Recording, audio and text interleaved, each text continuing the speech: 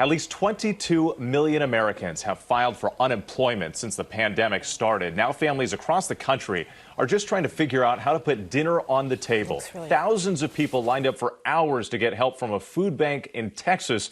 ABC's Marcus Moore joins us from San Antonio with their emotional stories. Marcus, good morning. Oh, Whit, good morning. Their stories are absolutely heartbreaking, and the food bank here in San Antonio says during a regular time they service about 60,000 families. Well, since this COVID-19 shutdown began, that number has doubled to 120,000 families weekly, and we saw the demand firsthand. Before sunrise, hundreds had already lined up in front of San Antonio's Alamo Dome, each car representing the economic impact of the vicious pandemic gripping the nation, and the families now facing an uncertain future. Beatrice Ortiz was the first in line. There's a lot of people hurting out here, a lot of people, even within my family. Soon, under the morning sun, the enormity of a critical need would be made clear. Cars, bumper to bumper, people desperate to feed their families.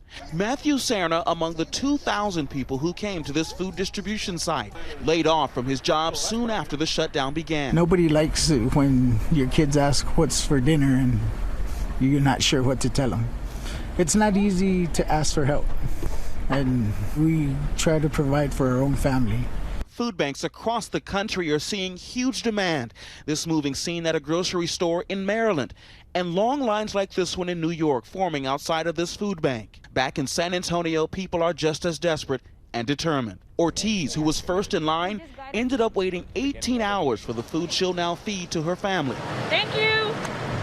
Thank you, guys. Full of gratitude. Thank you for the San Antonio Food Bank and for all the essential workers doing their jobs. Because without them, where would we all be?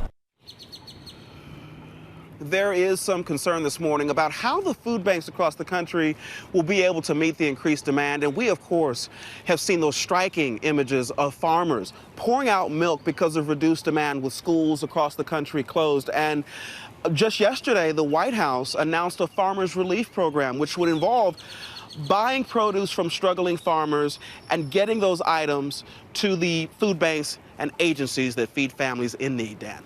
Yeah, it's a really frustrating disconnect between those farmers and the people who need the food and the food banks. And just so striking to see one woman waiting 18 hours to get food in the United States of America. Marcus Moore, thank you very much. Hi, everyone. George Stephanopoulos here. Thanks for checking out the ABC News YouTube channel. If you'd like to get more videos, show highlights, and watch live event coverage, click on the right over here to subscribe to our channel. And don't forget to download the ABC News app for breaking news alerts. Thanks for watching.